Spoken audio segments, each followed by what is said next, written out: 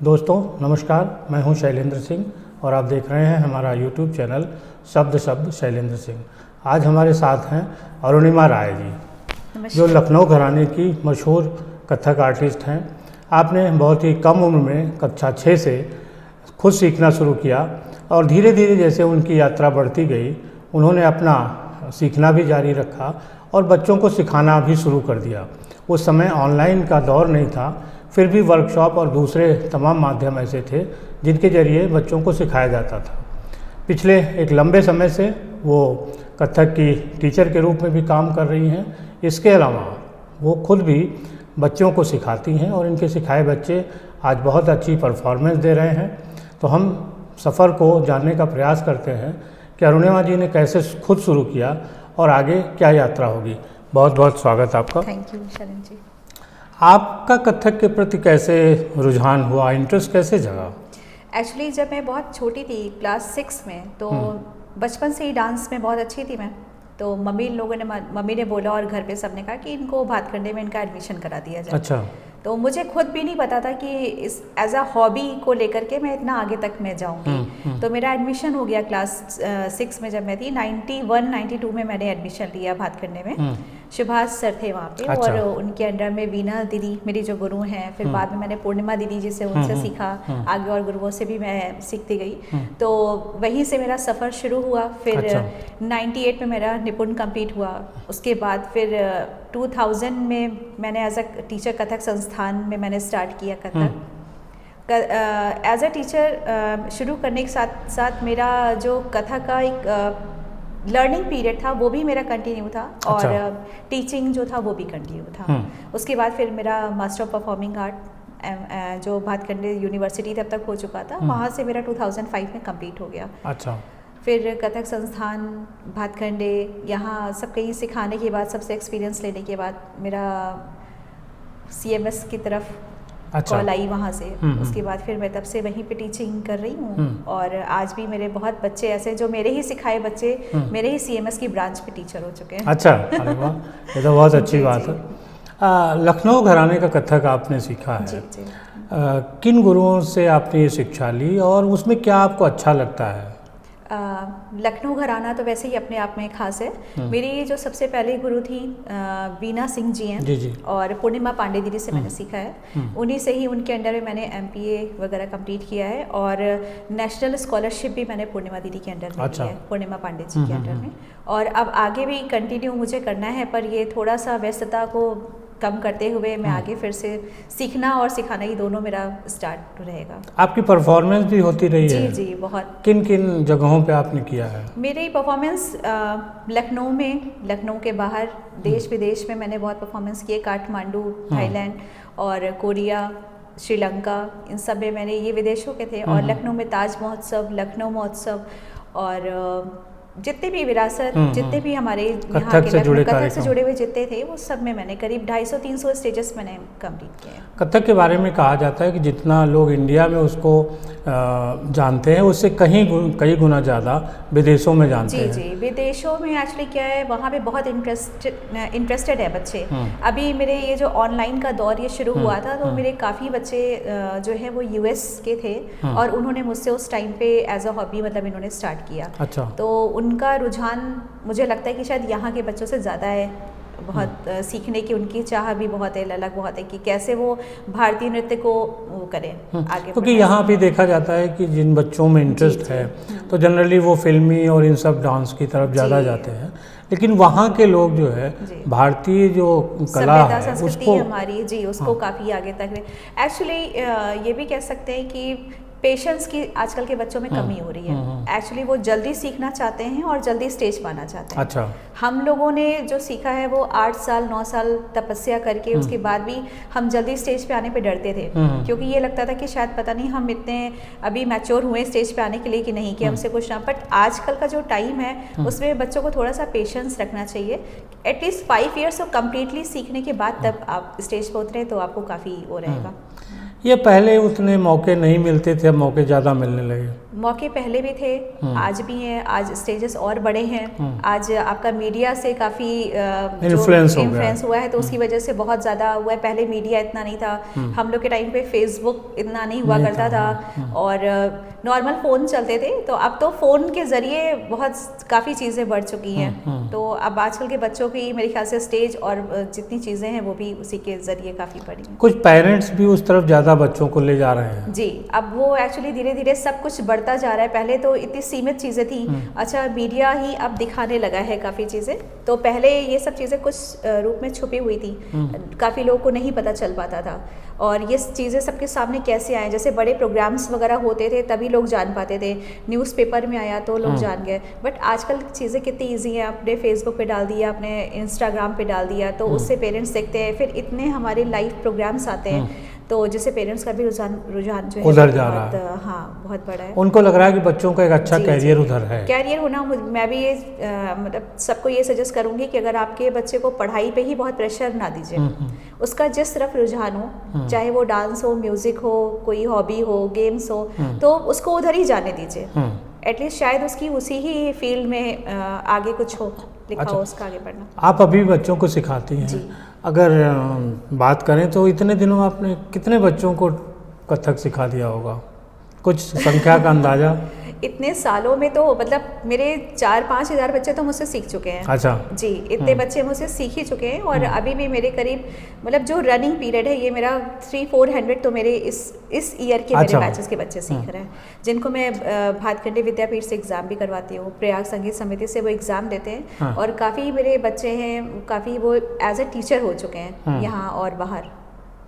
तो आप क्या देख रहे हैं, जैसे आपके समय में और आज जब आप लोग सीखने जा रहे थे और आज जब आप सिखा रहे हैं, तो बच्चों में क्या अंतर देख रहे हैं? उनके सीखने की जो कला है, परिश्रम है, या जो उनका एक प्रभाव है कि कैसे हम इन चीज़ों को लें?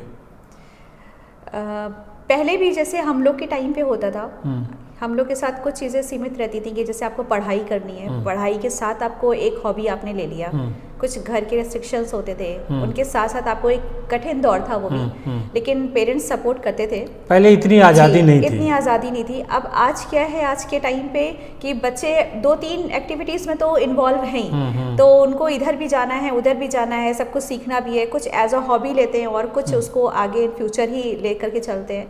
तो बस यही डिफरेंस है। तो बच्चे मल्टी टैलेंटेड हो गए हैं, या ये भी है कि उनको लगता है कि अच्छा इस फील्ड में नहीं सफल होंगे तो एक और पकड़ के चलो उसमें सफल हो जाएंगे? हाँ, ये भी आप सही कह रहे हैं आप। कि उनको लगता है कि चलिए एज अ हॉबी मैंने सीखा 1-2 महीने, फिर इसमें बस मुझे डांस करना आ गया, मुझे कमर हिलाना आ गया, ठीक है, अब ये छोड़ो, अब मैं दूसरा फील्ड ज्वाइन करती हूँ। तो ये भी है कुछ बच्चों में, हम सब में नहीं कह सकते, लेकिन जो लगन जिन बच्चों में है, जो आगे करना चाहते हैं, वो लग के ही करते हैं। और मेरे ऐसे काफ़ी स्टूडेंट्स हैं जो पढ़ाई के साथ साथ, अभी एग्ज़ाम हुआ है बच्चों का चल रहा है, और एग्ज़ाम के ठीक एक दिन पहले उन्होंने एग्ज़ाम दिया है अपना कथक का, और उसको साथ साथ मतलब अगले दिन मैथ्स का पेपर है और एक दिन पहले आपका कथक का है। अच्छा। लेकिन उनका पूरा रुझान कथक है कि नहीं, मेरा पेपर अच्छा होना चाहिए, मेरा एग्ज़ाम अच्छा होना चाहिए कथक का। मतलब मैम की नाक नहीं नीचे होने पाई। कुछ जो बच्चे कथक सीखने आ रहे हैं वो कैसे तैयारियां करें, क्या कुछ परिश्रम करें, कुछ हमारे माध्यम से आप बताइए उनको। जो पहली बात तो जो बच्चे कथक सीखना चाहते हैं उसको वो लगन से और मेहनत से सीखें, पेशेंस रखें। ये नहीं कि बस बहुत जल्दी आपने 1 साल में सीखा और जल्दी जल्दी आपको आ गया। आपके जो गुरु आपको सिखाएं उसका मेन चीज़ आप रियाज़ करें, क्योंकि रियाज़ अगर आप नहीं करेंगे तो आप आगे नहीं बढ़ सकते। और हमारे यहाँ ये भी कहावत है डांस में, मतलब कहा जाता है कि अगर आपने एक दिन रियाज को छोड़ा तो रियाज आपको 10 दिन छोड़ देगा। अच्छा। तो इसलिए आपकी रियाज मीन्स प्रैक्टिस आपकी बहुत ज़रूरी है। और आप जिस चीज़ में भी जाइए, चाहे जिस भी फील्ड में आपने अगर कदम रखा है तो उसको प्रॉपरली उसमें करिए। उसको ये नहीं कि आज आपने 10 दिन आपने डांस सीख लिया, फिर आपने 10 दिन जुम्बा कर लिया, 10 दिन आपने वेस्टर्न सीख लिया। सीखिए, अच्छी बात है, लेकिन उसका जितना भी टाइम ड्यूरेशन है आप उसको पूरा टाइम दीजिए। अच्छा, आपने रियाज की बात की, आपके ऊपर बहुत सारी जिम्मेदारियां हैं, फैमिली भी है, बच्चे भी हैं, स्कूल भी है, ऑनलाइन क्लासेस भी हैं, कितना समय आप रियाज के लिए निकाल पाती हैं, कैसे निकालती हैं? मेरा रियाज इस समय तो मैं आपको सच बताऊं शरण जी, मेरा बच्चों को सिखाने में ही रियाज हो रहा है। मैं जो क्योंकि उनको सिखाने के टाइम, क्योंकि मेरा शेड्यूल बहुत हेक्टिक रहता है, मॉर्निंग 7 o'clock से मेरा काम वर्किंग जो है मेरा स्टार्ट हो जाता है। उसके बाद इवनिंग में एक टाइम मेरा स्कूल वाला मेरा काम रहता है। उसके बाद थोड़ा आधा पोर्शन मेरा घर को देखिए, वो मेरा एक काम रहता है। उसके बाद अपने बच्चे को देखिए, उसको टाइम देना है, फिर मेरे जो ऑनलाइन स्टूडेंट्स हैं उनको देखना है। तो ये कि जो मैं सिखा रही होती हूँ बच्चों को, तो उस टाइम पे ही मैं अपने आप को इतना प्रिपेयर कर लेती हूँ कि हाँ, उनको सिखाने के टाइम पे चाहे मैं प्रिलिमिनरी अगर सिखा रही हूँ, फर्स्ट ईयर प्रथमा सिखा रही हूँ, सेकेंड ईयर मध्यमा सिखा रही हूँ, तो उस बीच में भी अगर मैं सिखा रही हूँ, ज़रूरी नहीं कि मैं एक हाई वाला ही अपना निपुण का ही लेवल में करूँ। अगर मैं बच्चों वाला ही कर रही हूँ, सिंपल तत्कार कर रही हूँ, तो मेरा उसी पे ही रियाज हो जाता है। अच्छा, उसको मैं कंटिन्यू रखती हूँ। आपको कथक में क्या पसंद था? डांस में कोई नृत्य नाटिकाएँ होती हैं, क्या क्या चीज़ें आपको पसंद थी? मुझे पूरा नृत्य पसंद है, नृत्य ही जीवन है मेरा। अच्छा। और कथा कैसो कथिक कहावे जैसे होता है, आप बैठे बैठे कोई भी चीज़, हम जैसे बैठे ही रहते हैं, हम लोग नॉर्मल भी स्कूल में रहते हैं, तो जैसे कोई भी चीज़ हो गई, मैं एग्ज़ाम ड्यूटी कर रही थी, इन्विजिलेशन ड्यूटी, तो बच्चे एग्ज़ाम देते हैं, तो एक पीछे से जैसे एक आवाज़ आ रही है, आजकल कोयल वगैरह बोलने लग गई है, तो वो बोल रही है और एक्सप्रेशंस देते चले जा रही है, या हम बैठे तो अपना टुकड़ा लगाते चले जा रहे हैं, बच्चे देख रहे हैं मैम क्या कर रही हैं, जिन बच्चों को नहीं पता है। तो ऐसे ही करते करते हम लोग मगन रहते हैं और अपने उसमें बिजी रहते हैं। और हाँ, वो भी एक साधना जी, है। वो साधना है। अगर आप आर्टिस्ट है तो आप कहीं पे भी शुरू हो जाते हैं। लेकिन जो आपके प्रशंसक होते हैं, दर्शक होते हैं, उनको कोई ख़ास चीज़ आप में पसंद आती है कि आपका किसी का डांस पसंद आता है, किसी का स्टेज परफॉर्मेंस जो है वो पसंद आती है? आपकी कौन से प्रोग्राम ज़्यादा हिट हुए थे? मैं श्रृंगार मणि लेने के लिए मुंबई गई थी। वैसे तो काफ़ी मुझे प्रशंसक बहुत प्रशंसा करे मुझे मेरी किया है और करते ही रहते हैं। और श्रृंगार मणि में मुझे वहाँ पे कंपटीशन होता है, उसमें ऑल ओवर इंडिया के जितने भी अच्छे टॉप मोस्ट आर्टिस्ट होते हैं वो आते हैं, और उसमें ये बहुत टफ कंपटीशन होता है। तो उस कंपटीशन में वहाँ सितारा देवी जी बैठी हुई थी। उनके भी स्टूडेंट्स आए हुए थे, और उनके जब स्टूडेंट आए तो वो स्टेज पे आकर के बैठ गई। उसके बाद फिर मेरी परफॉर्मेंस थी। अब मुझे तो बहुत डर लग रहा था, कितने महान गुरु मेरे साथ बैठ के वो ताल दे रही थी। उसके बाद जब मेरा परफॉर्मेंस ख़त्म हुआ तो मुझे स्टैंडिंग ओवेशन मिली। तो वो मतलब उसके बाद मुझे श्रृंगार मणि मिला अवार्ड। मुझे श्रृंगार मणि का अवार्ड मुझे मिला।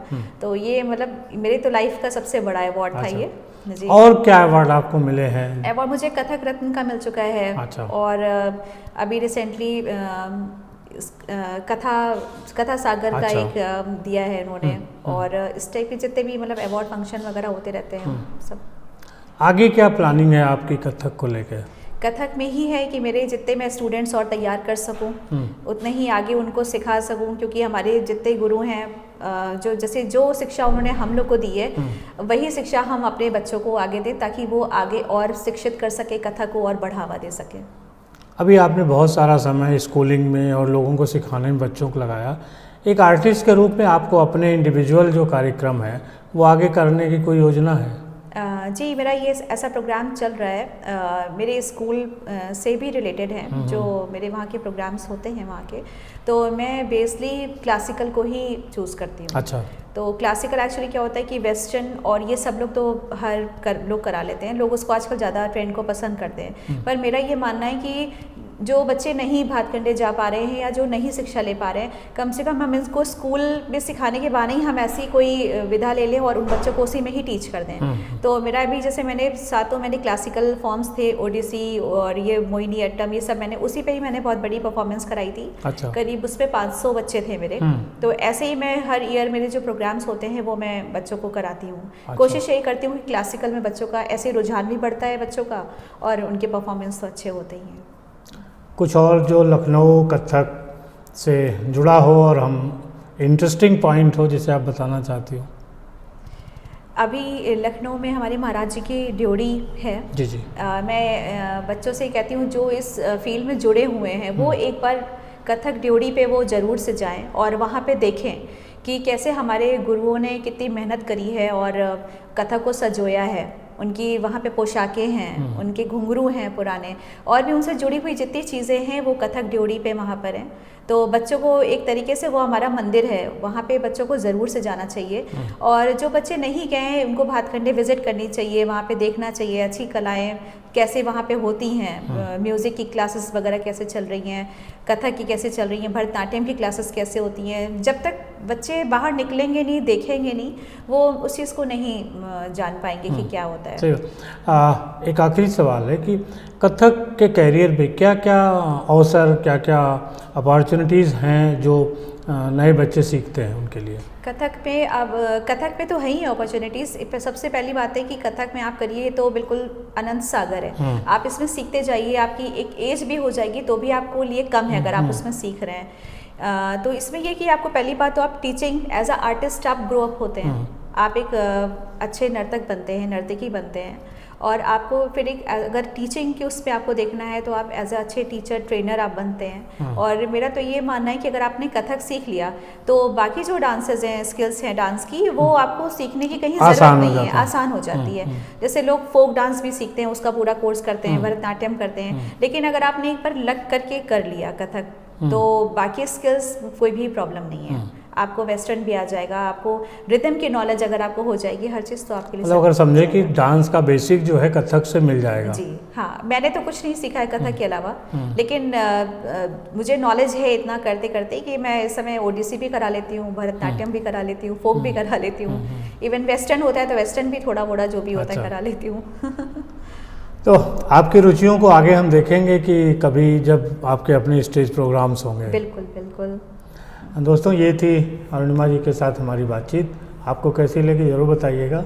और अगर कोई सवाल है आपका कथक से जुड़ा हुआ या अरुणिमा जी से कोई जुड़ा हुआ तो आप हमारे इनबॉक्स में सवाल कर सकते हैं। हम लोग फिर अरुणिमा जी के साथ बैठ के और उस पर बातचीत कर लेंगे।